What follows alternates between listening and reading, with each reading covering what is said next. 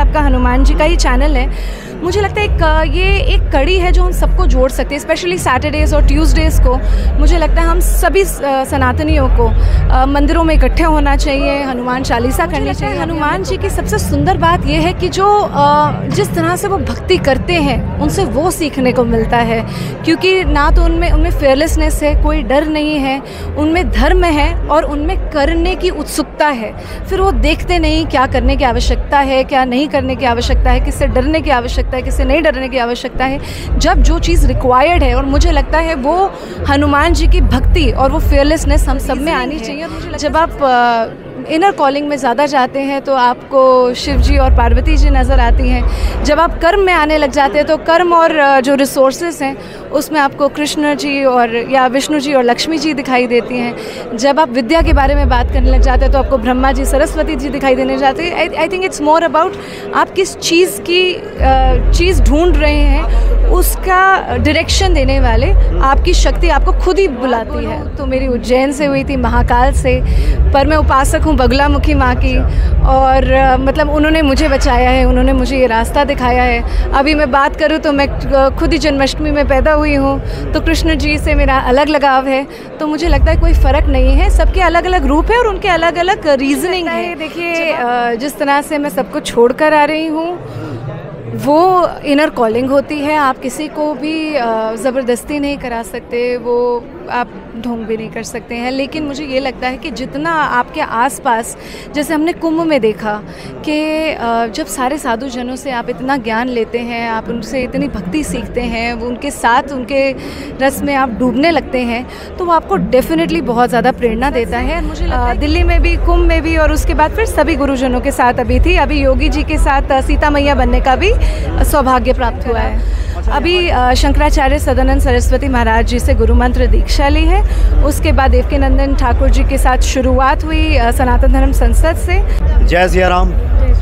इस वक्त हम एक संत सनातन सम्मेलन यहाँ पे चल रहा है और वहीं पे हम उपस्थित हैं। एक पूज्य देवी जी से हमारी भेंट हुई है, सौभाग्य प्राप्त हुआ है। स्वागत है आपका। क्या शुभ नाम है आपका? इशिका तनेजा जी। आप कब से भक्ति मार्ग में कैसे प्रेरित हुई, कैसे आना हुआ आपको? भक्ति मार्ग में मैं बहुत पहले से ही थी, विपश्यना कर रही थी बचपन से। उसकी एक पूरी जर्नी है, इस्कॉन के साथ रही 7 साल। उससे पहले मैंने श्री श्री रविशंकर जी का आर्ट ऑफ लिविंग भी करा, उसके बाद मैंने ब्रह्म कुमारी को भी ज्वाइन करा।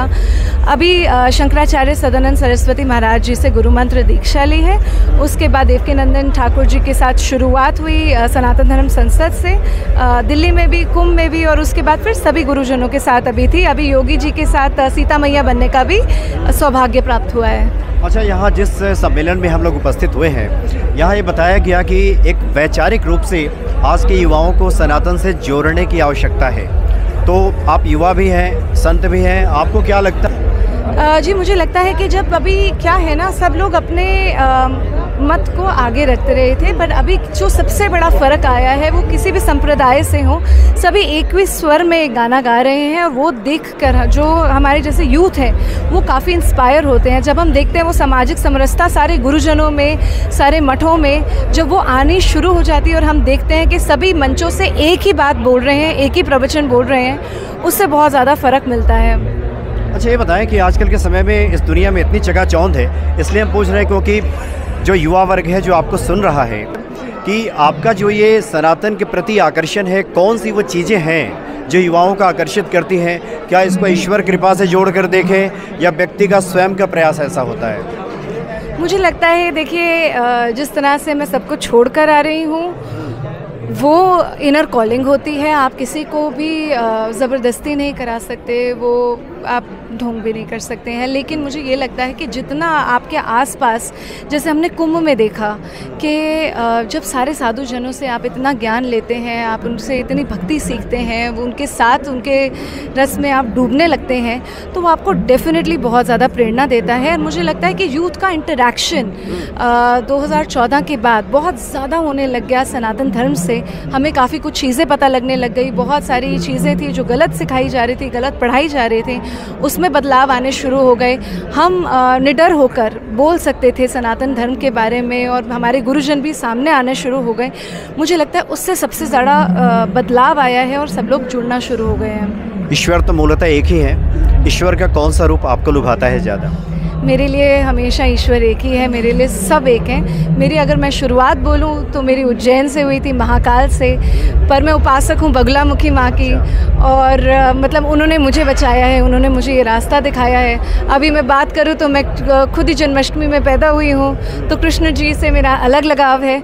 तो मुझे लगता है कोई फ़र्क नहीं है, सबके अलग अलग रूप है और उनके अलग अलग रीज़निंग है। जब आप इनर कॉलिंग में ज़्यादा जाते हैं तो आपको शिव जी और पार्वती जी नज़र आती हैं। जब आप कर्म में आने लग जाते हैं तो कर्म और जो रिसोर्सेज हैं उसमें आपको कृष्ण जी और या विष्णु जी और लक्ष्मी जी दिखाई देती हैं। जब आप विद्या के बारे में बात करने लग जाते हैं तो आपको ब्रह्मा जी सरस्वती जी दिखाई देने जाते हैं। I think it's more about आप किस चीज़ ढूंढ रहे हैं, उसका डायरेक्शन देने वाले आपकी शक्ति आपको खुद ही बुलाती है।